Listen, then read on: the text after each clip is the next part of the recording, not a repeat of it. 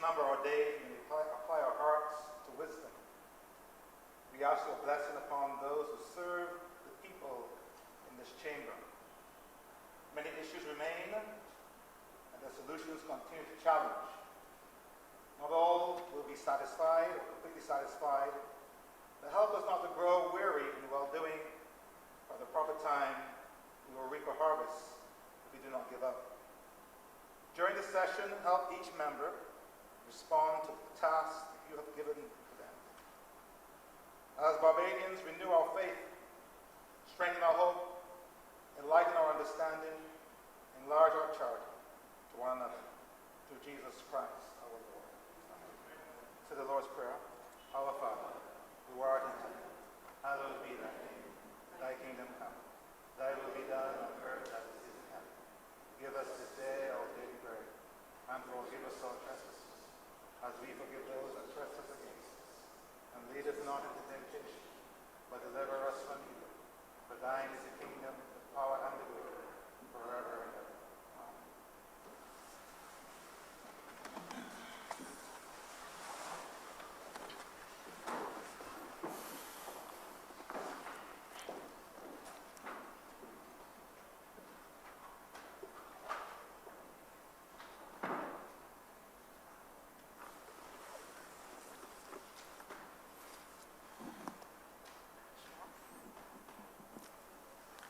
This House is now in session.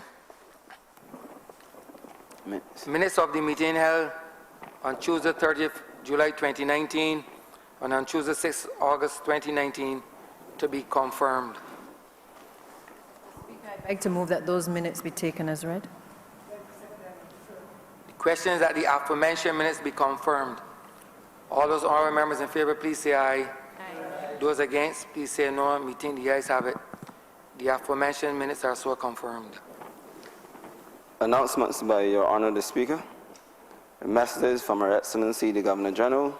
Petitions, papers. Mr. Speaker, I beg to give notice of a resolution pertaining... Papers first. Do the papers first, which is this one. Right, Mr. Speaker, I beg to lay the annual report of the operations of the Barbados Drug Service for fiscal year April 1st, 2016 to March 31st, 2017, and the annual report of the operations of the Barbados Drug Service for fiscal year April 1st, 2017 to March 31st, 2018. I also beg to move that the Post Office Delivery Regulations 2019 be laid today.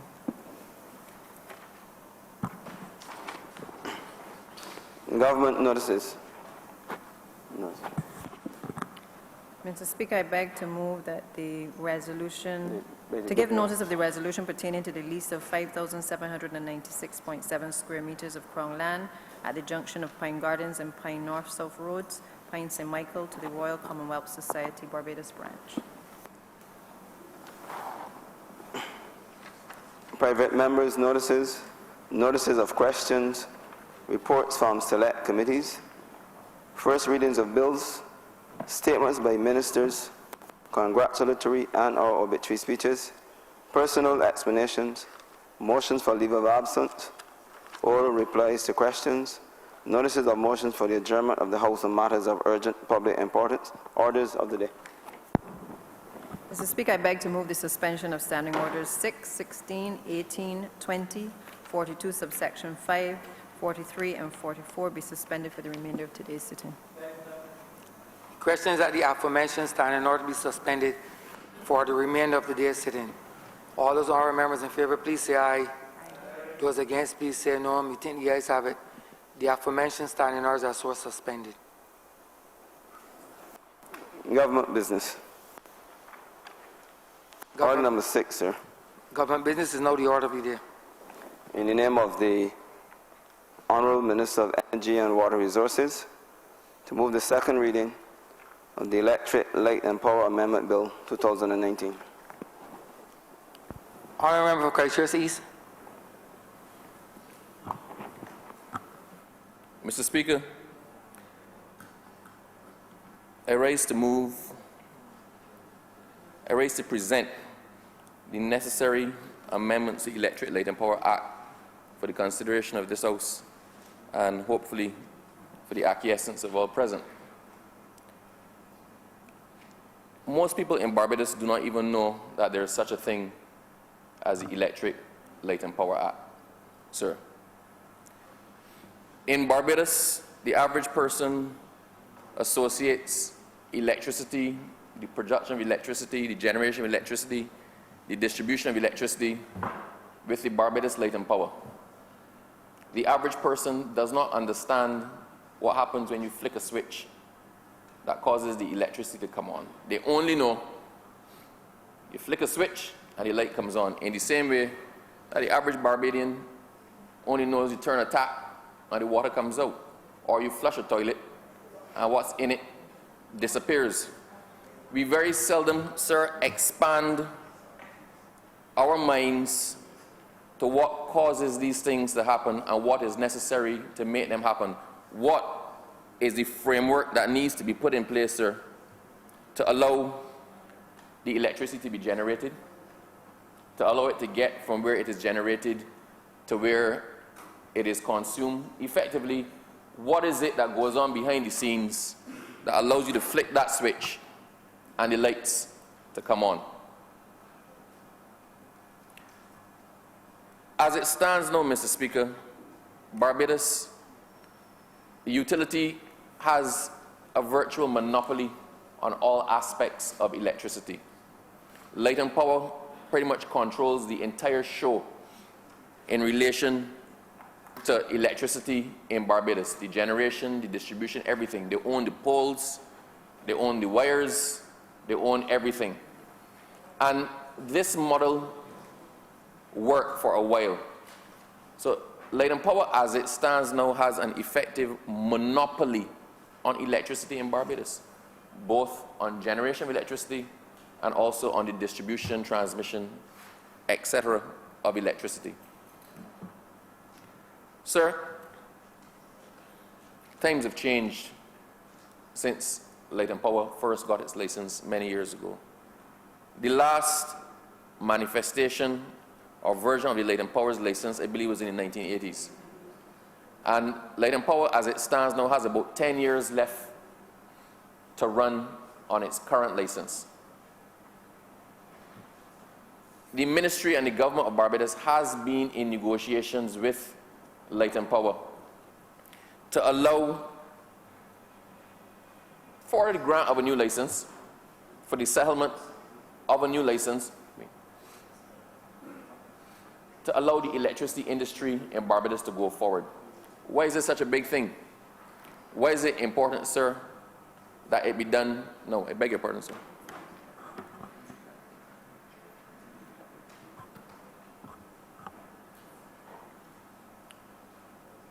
Sir, Light and Power has 10 years left to go on their license. It sounds like a lot.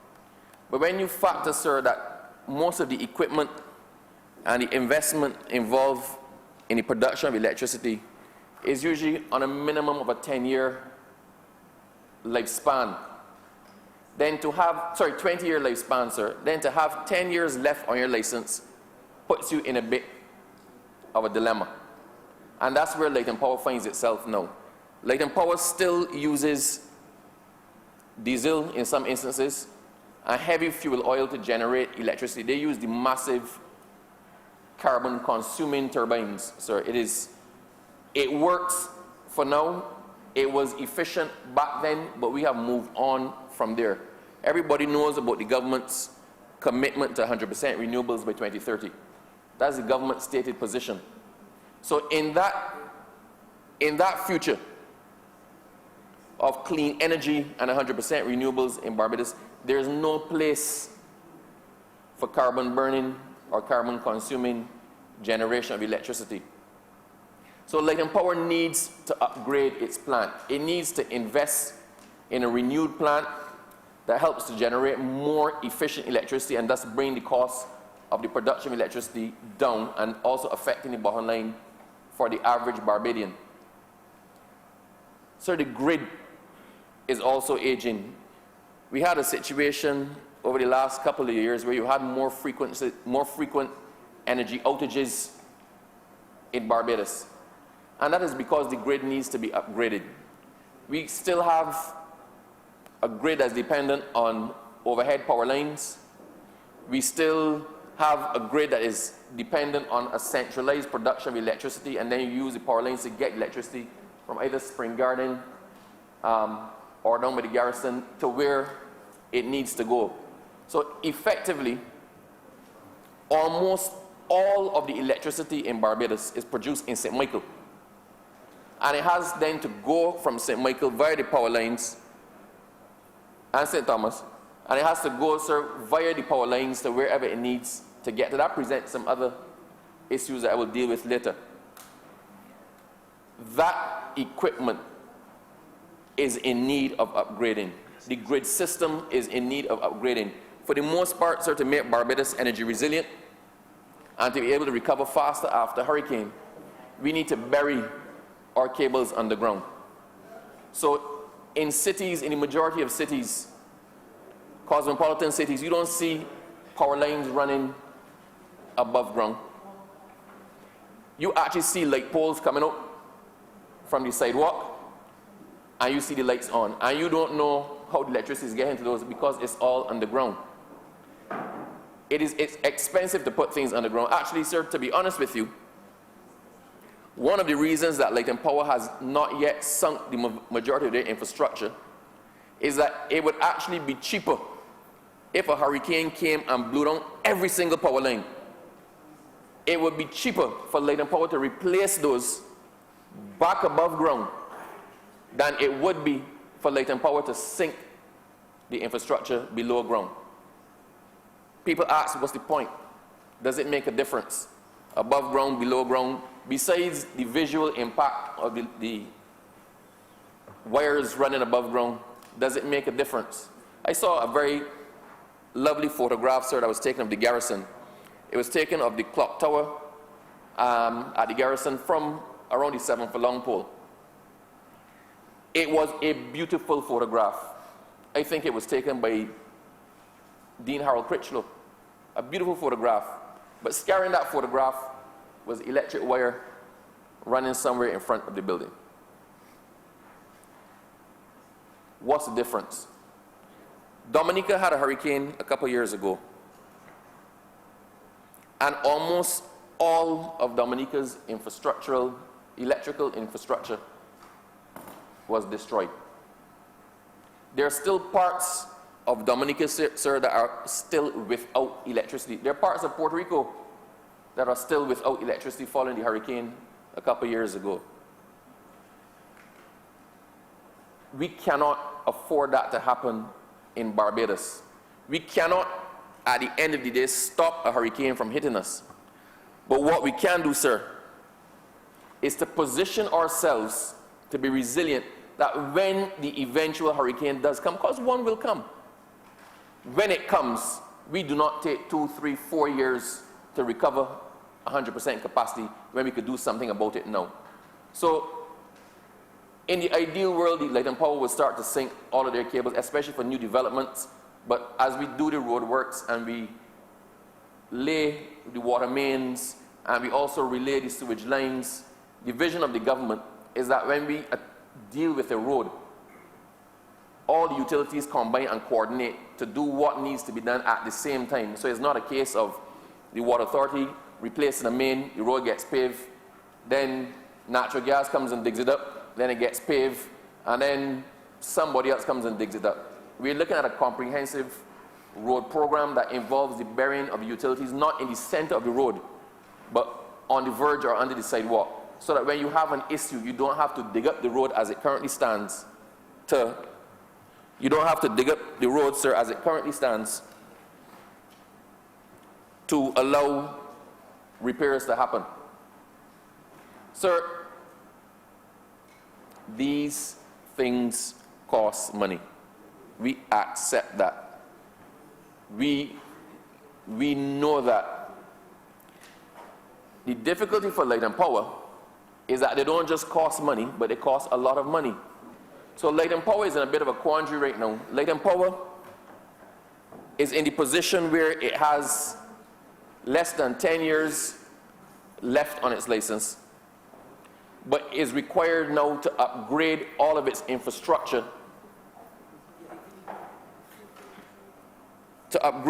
all of its infrastructure to allow Barbados to step into this century.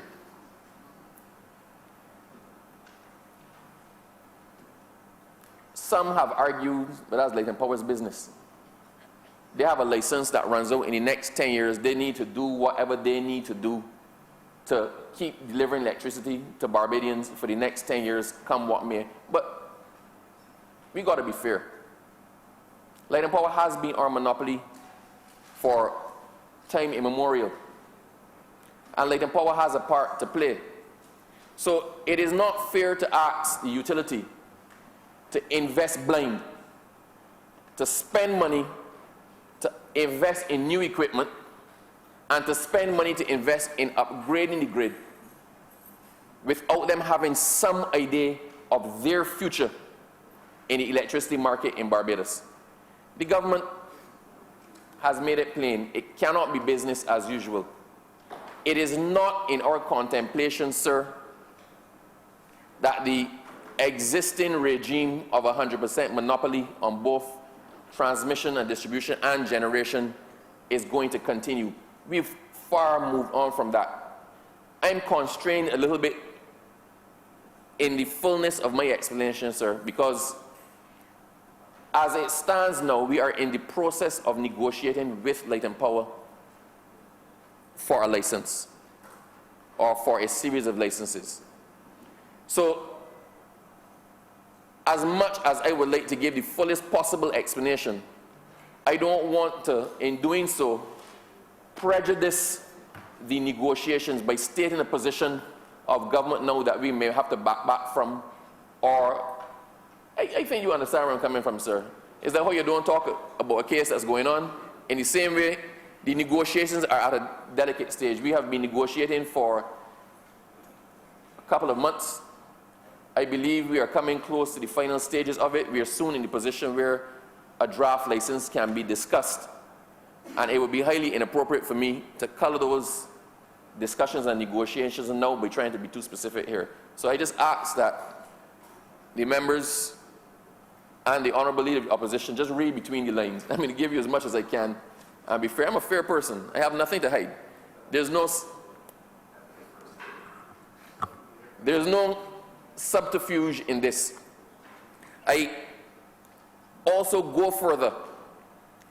The current Electric Light and Power Act is woefully inadequate.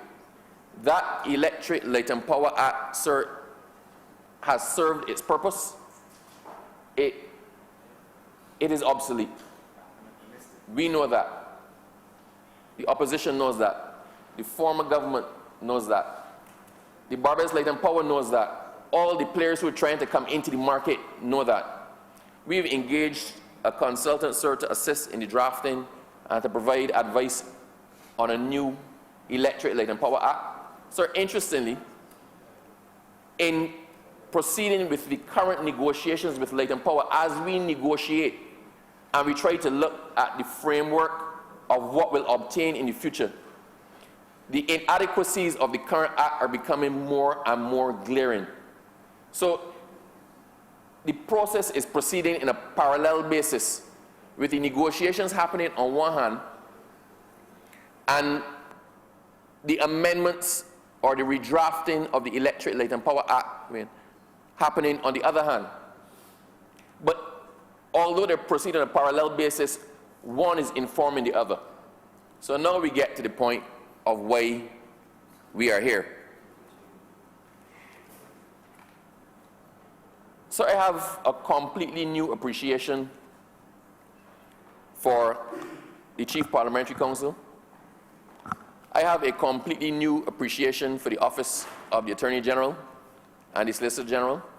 Sir, I have a completely different opinion of the Honourable Member for the Parish of St. Joseph. He's a fine gentleman, a brilliant lawyer. But for him to have piloted the amount of legislation that has passed through this Parliament since the 24th of May 2018 is nothing short of Herculean.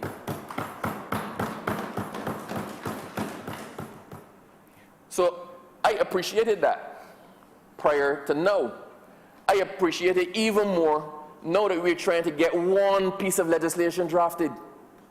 A signal piece of legislation, to be honest, but it is one piece of legislation that we're trying to draft. It has given us horrors. It has given us horrors to try to draft the legislation, sir, to take account of what happens in the future. We also, sir, have to factor exactly what is happening now in an evolving field and an evolving market. And we also have to take account of the obligations that we have existing, the historical obligations that we still have existing that need to be grandfathered in. So all of this is going on, and we're trying to redraft the new Electric Light and Power Act. But as I said, the negotiations are currently going on with the Light and Power. We need, at the end of that negotiation process, to be able to issue a license. Otherwise, we're wasting time. So, in the ideal world, we would complete the new Electric Light and Power Act, complete the entire drafting, and then look at the new licensing regime in the context or informed by the new Electric Light and Power Act. We don't have that luxury. We don't have that luxury. We have an obligation as a government to be fair to the people that we do business with. The Barbados Light and Power is the existing utility. It has major investment in Barbados. It has been our utility. We don't think back at it. Admittedly, it has no competition and could probably stand for some competition going forward. But in terms of utilities, the Barbados Light and Power is one of the most reliable organizations in Barbados. You flick the lights, and the lights go on. Very often, sir, or on the rare occasion that the lights don't come on, there's usually some major issue. An update is given, they work on it, and the lights come back on in the shortest possible time. I, sir, have the dubious honor of being responsible not just for electricity and for energy, but also for water. And I know that all utilities are not the same. There's some in here, sir, who would say that they wish they turned the tap, and every time they turned the tap that the water came on. It has its own issues. And in some places, sir, if we are entirely frank, the anomaly is when you turn the tap and the tap comes on. More often you turn the tap and there's a sucking sound and nothing comes out. I get it from my friend, the member for St. Thomas, all the time, sir. And I wish at this point to just put a comma and say the Barbados Water Authority is working hard every day to try to improve the delivery system and try to make life easier for the people in Barbados. We understand our responsibility at the Barbados Water Authority, or those who work at the Barbados Water Authority understand their responsibility. But we've inherited, sir, a situation where there's been little to no maintenance or improvement in the last 10 years, and it is what it is. So you're fighting, trying to out a fire with a bucket that has a hole. You're doing your best, but to those looking on from outside, there seems to be no impact. And the impact that is going, that you can recognize because you're the person out in the fire, is minimal. I ask that the public of Barbados bears with the Water Authority. We're doing the best we can, and we will get there.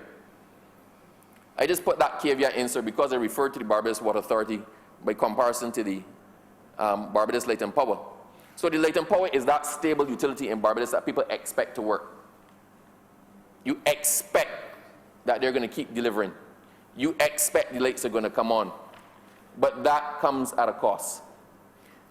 We have agreed with the Light and Power, and we are under, I won't say pressure, but the timelines are foremost in our minds and foremost in the minds of the negotiators, that we need to conclude the license without compromising the process in as quick a time as possible. So, thank you.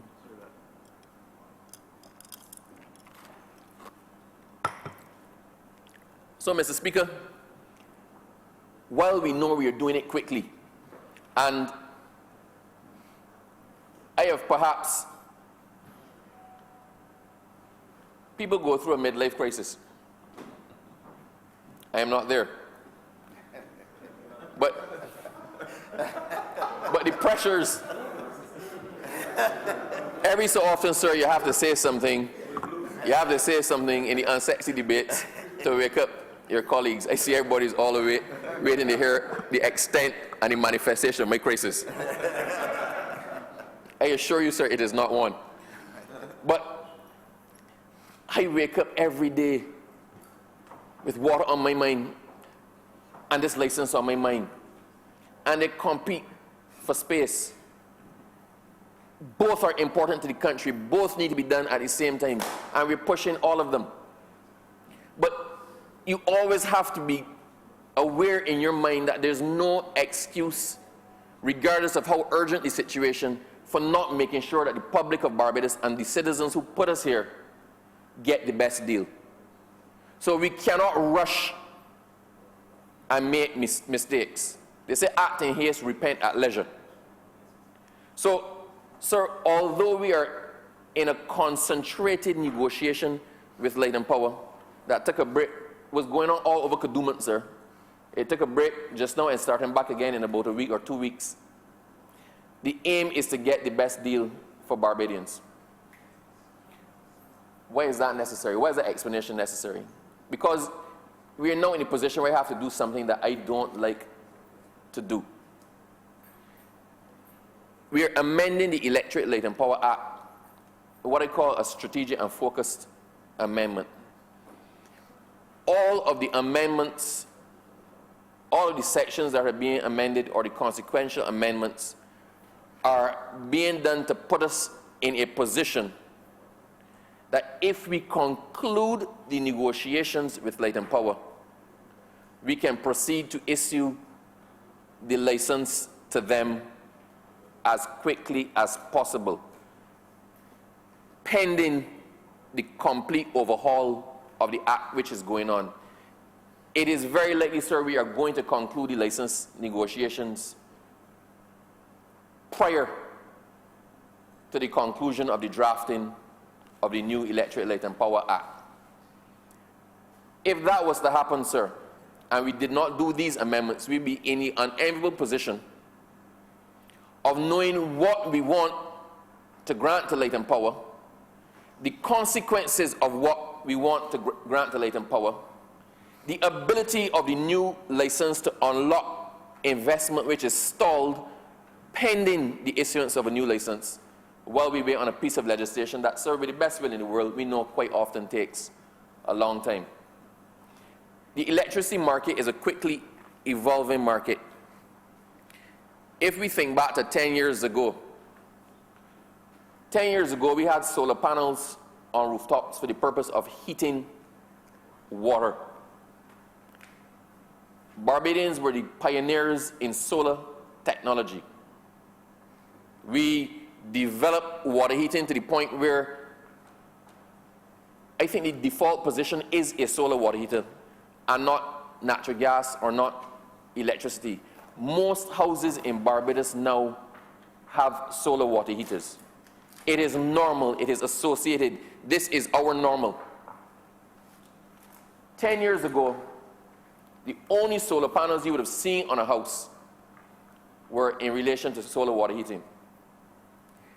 10 years ago, when students or young people thought about windmills, the only windmill you can practically use as an example is the Morgan Lewis windmill, which still turns.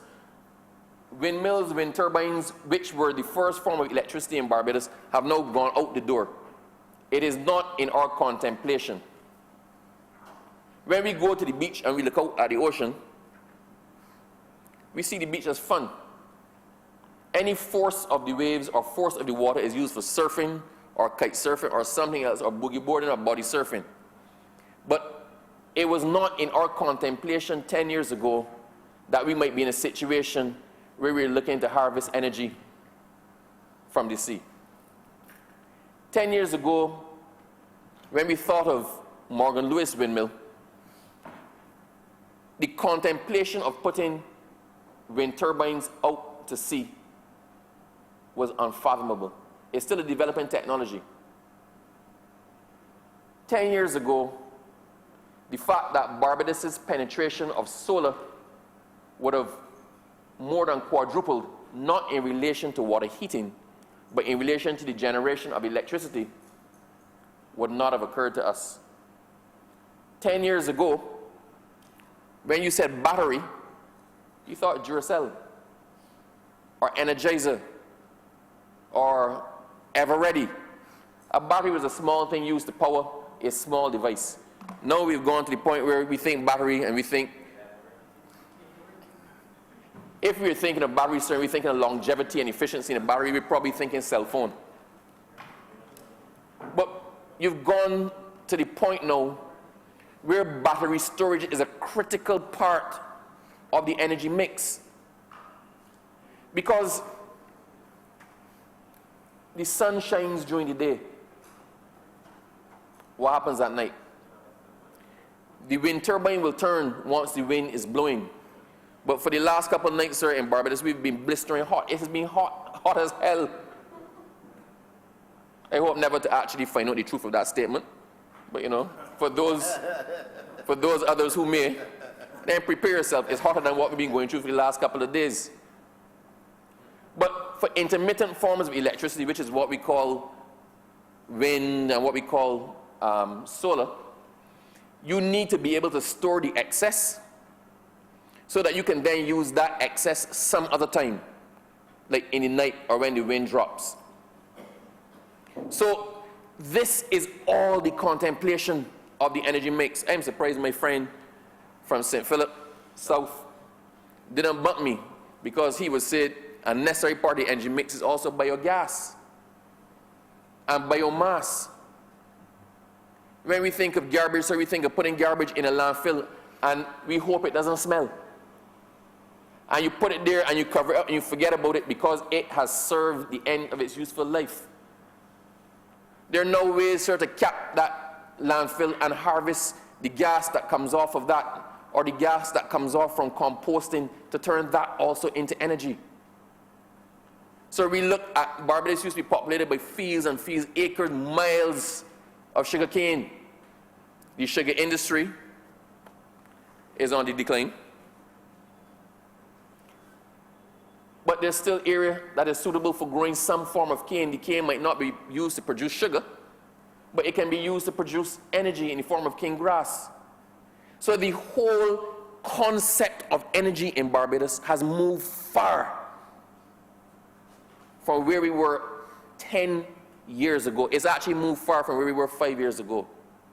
Our government has committed to a fossil fuel-free Barbados by 2030. Fossil fuel-free at best, carbon neutral at its worst. But regardless of what form it takes, the concept of electricity and energy in Barbados will change significantly by 2030. That impacts as well, sir, electric mobility. An electric car, when I was a child, sir, was something that I raced around in my house. I wasn't fortunate enough, sir, like the member for Christchurch West, to probably have something that had a remote control. I would switch on, and my two back wheels would spin, and I let it go, and I would go and crash into a wall. I had a roller. But for us, sir, that is what an electric car was. We now have electric cars on the road. Barbados, I think, actually has the third highest concentration of electric vehicles per capita in the world. And moving.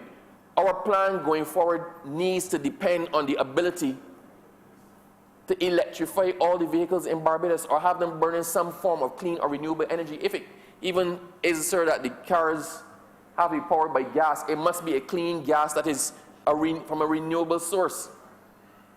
So We are now in a completely different area and faced with trying to settle a license with our utility that is cognizant of the realities of this area. Sir, let's give some idea of the challenges that we face. As I indicated before, the Light and Power is what we call a vertically integrated monopoly. It pretty much controls everything. It is its own best customer, kind of way. That cannot happen going forward because electricity and the generation of power has changed the way it looks. So, as part of our policy, our 100% renewable energy by 2030, it is not just simply in terms of the production and sale of electricity to people, or the production and sale of electricity in Barbados. It is also dealing with the enfranchisement of the average Barbadian. Money in the bank now makes no money. I don't even know, sir, what the current interest rate is. I believe it is 0.25? 0.25%. I understand, sir, from those who have money in the bank are significant enough that you can actually make a comparison with interest rate, because my statement, sir, doesn't even show any movement on interest rate. But for those who can actually measure a measurable movement on their bank statement, some know it is almost, you're almost paying the bank to keep your money. You're paying more in the assorted bank charges than you are receiving in the interest that you've deposited. So where do we go from here? How do we take Barbados along on this new energy revolution? Mr. Speaker, the vision for Barbados involves the average Barbadian, and they're being able to make an input or make an investment or turn the generation of energy into a business. For those who are in the position to actually make their houses independent of the grid, whether by solar with wind, by whatever, whether by battery storage, if you can actually make your house independent of the grid, then you have the ability to sell your excess back to the grid. So Light and Power effectively then pays you as if you were a generator of electricity, which is what you really are. For those Barbadians who cannot afford to put the panels on or to turn their houses self-sufficient, there are companies in Barbados that are interested in leasing roof space. So a number of companies in Barbados are applying for licenses to allow them to put the infrastructure on people's houses, on warehouses, on rabland. They're renting space to put down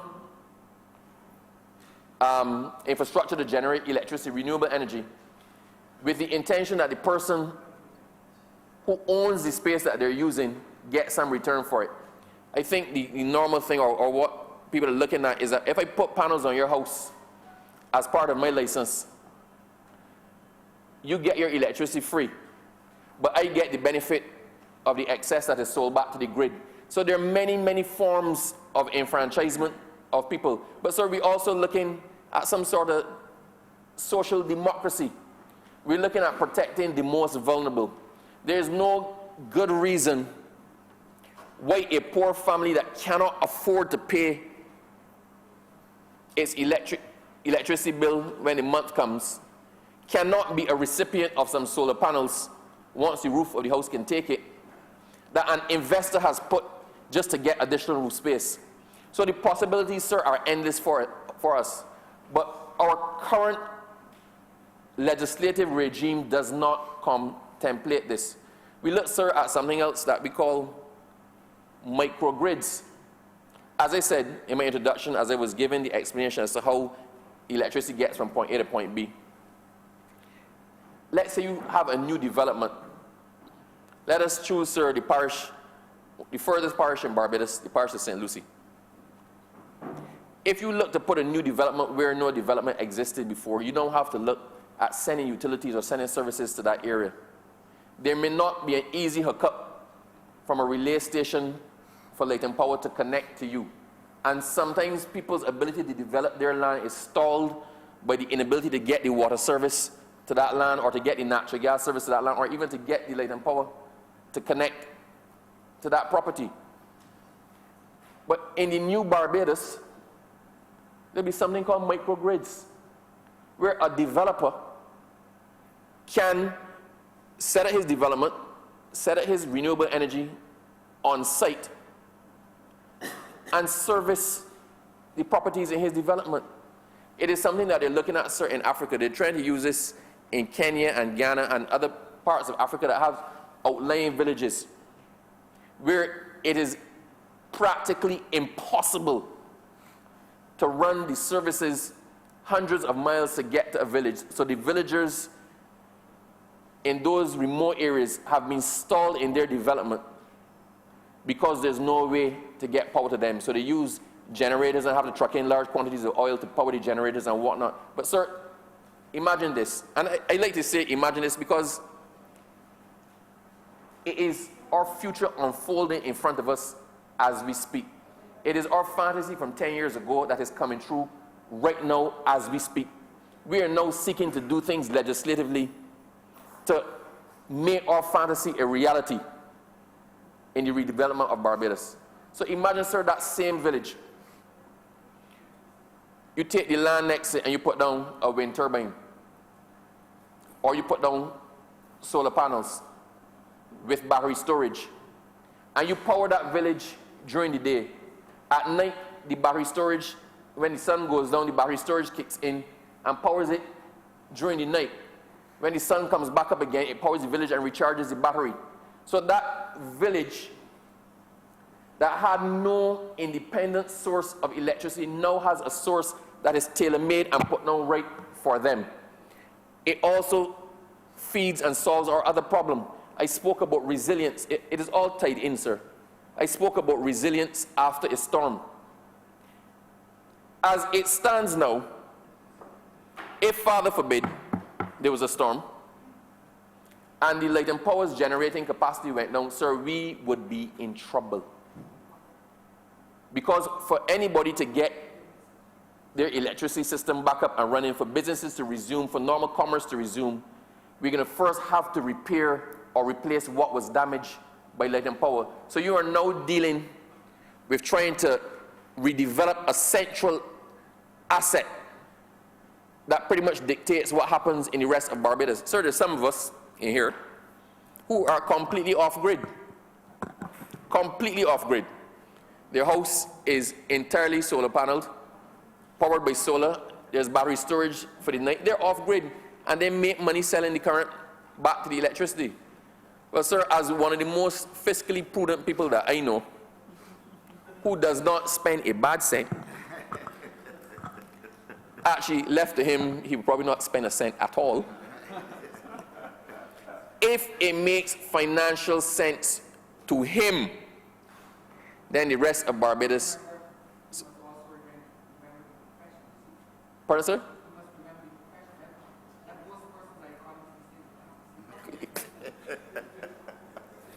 Sir, it reminds me, sir, of a story, sir, where these men were in a bar and somebody challenged the men to who could squeeze the most juice out of the lime would get free drinks for the rest of the night. And the first fella, big bodybuilder, picked up the lime and he squeezed and he squeezed and he squeezed and he squeezed and he squeezed and he wiped the lime on the rim and he was done. Not another drop can come out of there. He put on the lime. A bigger bodybuilder came and picked up the lime and squeezed, and 2 more drops came out. Mr. Universe himself came and picked up the lime and squeezed. 1 drop came out, and they said nothing else can come out of there. And in walks our current Minister of Finance. Minister in the Ministry of Finance. And he picked up the lime and squeezed and squeezed, and sir, juice came flooding out. Everybody was amazed. And I said, how did you get this done? He said, I'm in charge of tax collection. So, the point of that, sir, is that we have to look at what we're doing and do it in a way that makes sense. Microgrids were not contemplated before, but microgrids are becoming a normal developmental feature in developing countries. And actually, in the developed countries as well, it cuts down on having to run pipelines, it cuts down on having to run infrastructure over large distances, and it also increases resilience. If we had the hurricane that I was speaking about before, I was distracted by the member. So if we had that hurricane, then we'd be in the same position as Dominica was. We're putting all of our eggs in one basket. So we need to open our minds now. Light and Power is not the only person, company, thing in Barbados that can generate electricity.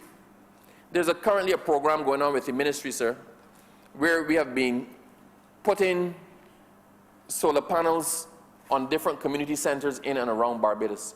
We did the one in the Ivy, we've done some in St. Philip.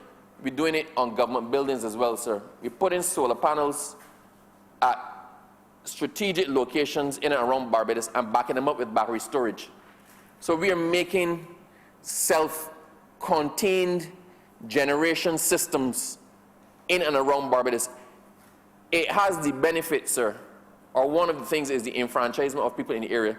It has the benefit of allowing people to be able to reduce the cost of their community centers, make it more palatable and easier to use. But it goes further than that.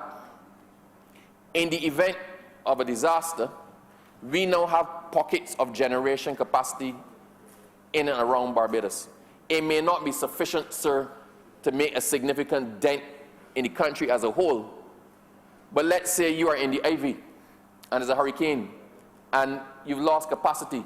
You can at least go to the community center there and put your medication in the fridge because it has power.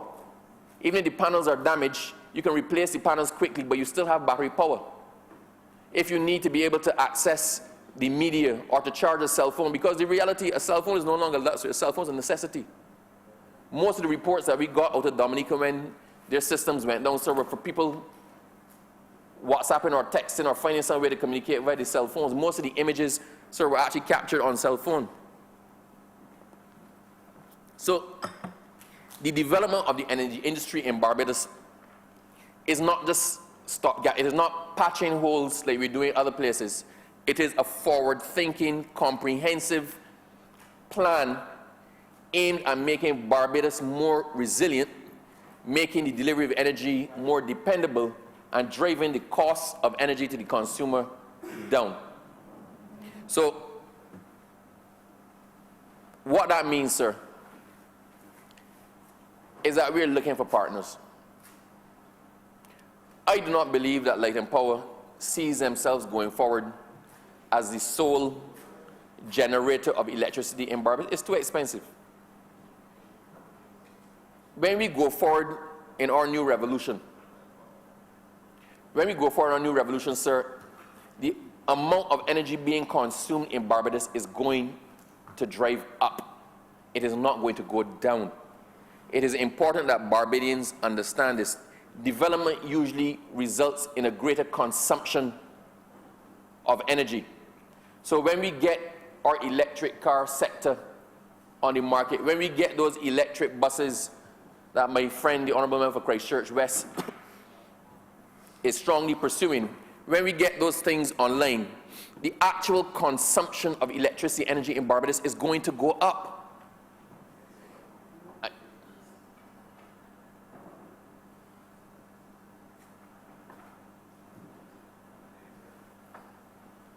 It's going to go up. So we don't want a situation, sir, where there's an overdependence on one entity to provide 2 or 3 times more capacity than what they're providing now. In terms of the generation capacity, our future energy estimate for Barbados by 2030, so I believe, is in the range of 600 plus megawatts of renewable energy. And right now it's somewhere around 150. So that would give you some idea of the massive expansion of the energy industry in Barbados. And there are people out of Barbados who are now chafing at the bit to get into Barbados for this.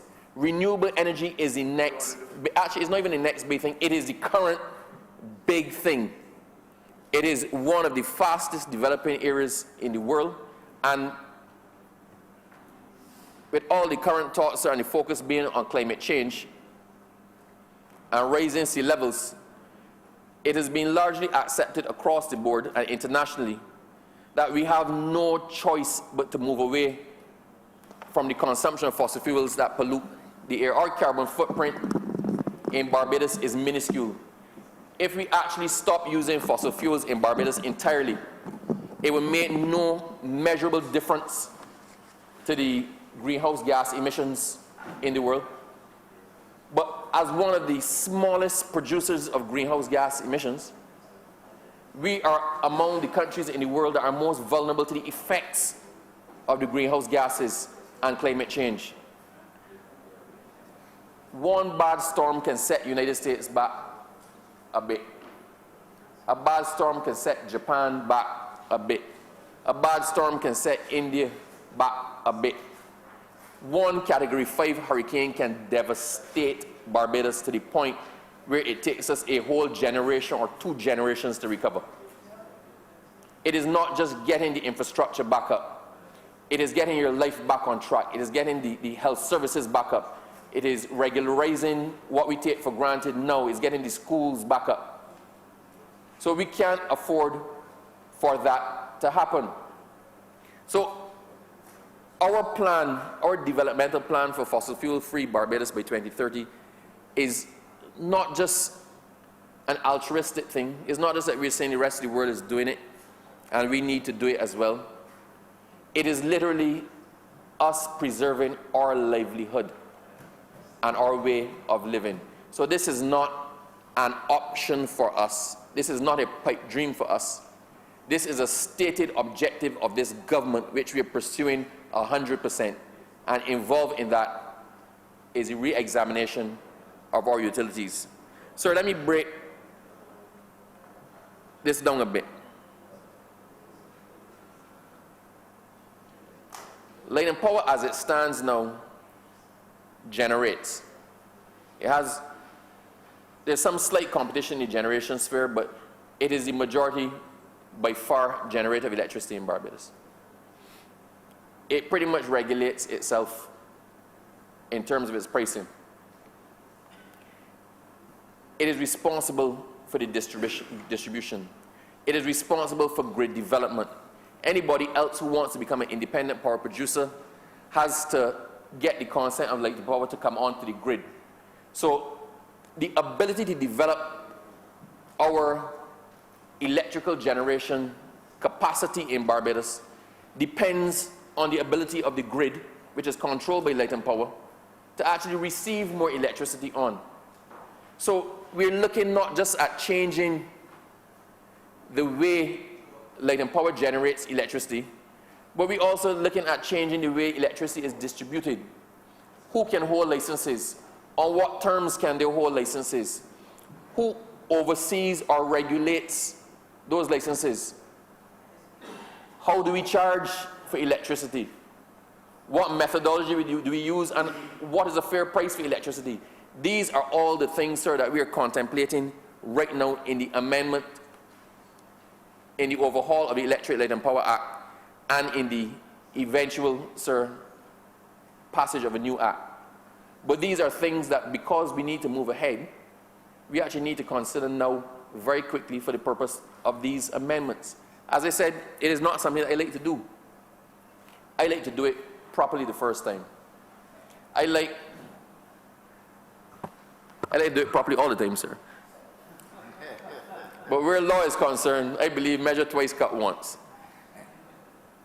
But there are those times when you can measure twice and cut once for the new suit, but you still need to darn the old suit so that you can wear it until the new suit is ready to be put on.